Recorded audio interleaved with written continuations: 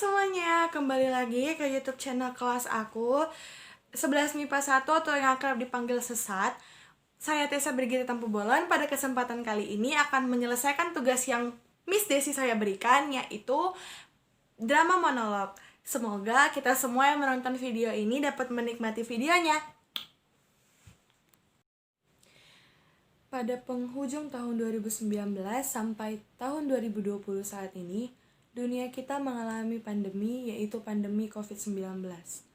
COVID-19 ini merupakan virus baru yang berjenis corona. COVID-19 ini pertama kali ditemukan di kota Wuhan, Cina pada akhir tahun 2019. Memakan korban lebih dari 3.000 dan yang terjangkit 71.000 lebih. Pada awalnya, aku tidak akan menyangka bahwa corona akan masuk ke Indonesia.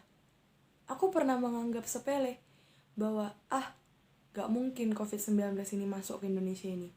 Kan banyak berita yang bilang kalau misalnya Indonesia ini dilewati garis khatulistiwa, jadi COVID itu gak bakal ada di sini karena mereka lebih menyukai daerah-daerah yang lembab ataupun daerah yang dingin. Jadi aku masih berpikir positif bahwa COVID-19 ini gak akan masuk ke Indonesia.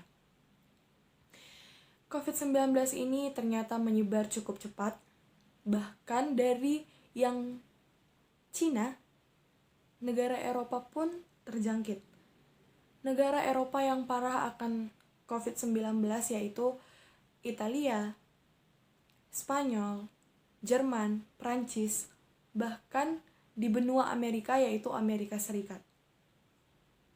Dan di sini aku juga belum merasakan ketakutan karena belum ada virus corona masuk ke Indonesia.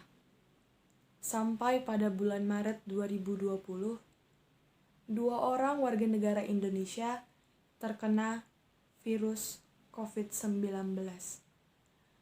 Dan di sini aku juga belum merasa bahwa itu merupakan hal yang harus segera kita lawan, bukan. Saya merasa bahwa COVID-19 ini cuma 2 orang, pasti bisa lah dokter-dokter di Indonesia ini menyembuhkan mereka yang cuma 2 orang terkena virus COVID-19. Saya masih belum merasakan ketakutan pada saat itu. Kelas 3 akan mengalami ujian, yaitu ujian-ujian yang akan membuat mereka lulus dari bangku SMA. Jadi kami yang kelas 11 dan kelas 10 pun diliburkan dengan alasan agar kami tidak mengganggu konsentrasi kelas 12 pada saat melaksanakan ujiannya.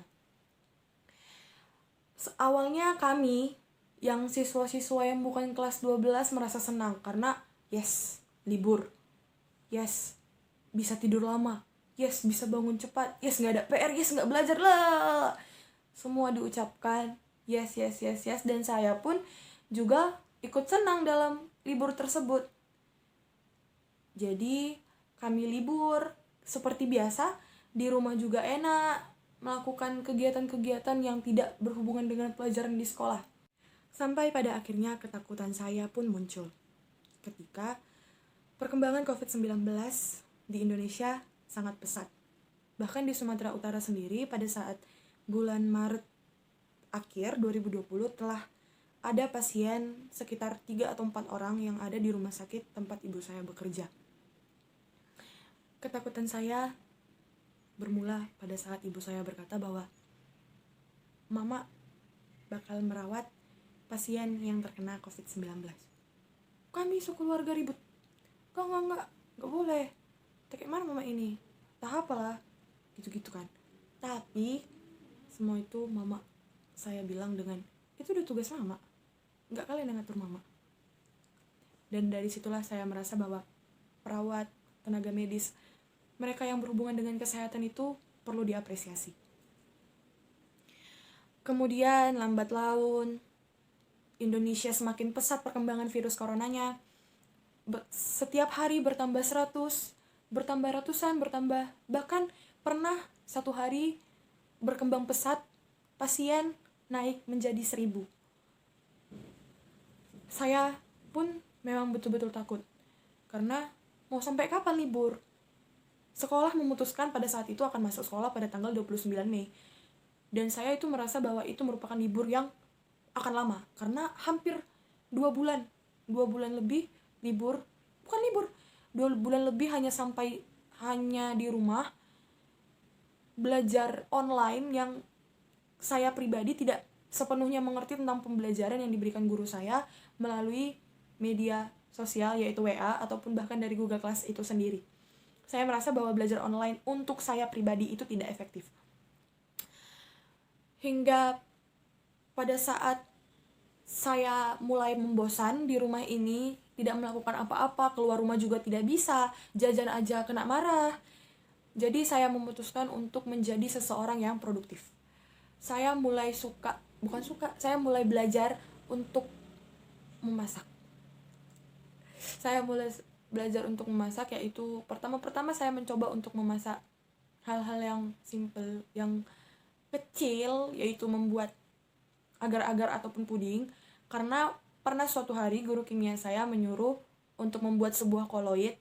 Jadi saya memutuskan untuk membuat agar-agar. Dari situ saya mulai suka untuk membuat nutrijel, membuat puding untuk saya makan pribadi.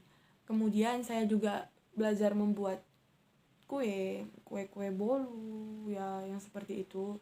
Saya juga belajar membuat bakpao, membuat pizza, bahkan saya belajar untuk membuat mie goba.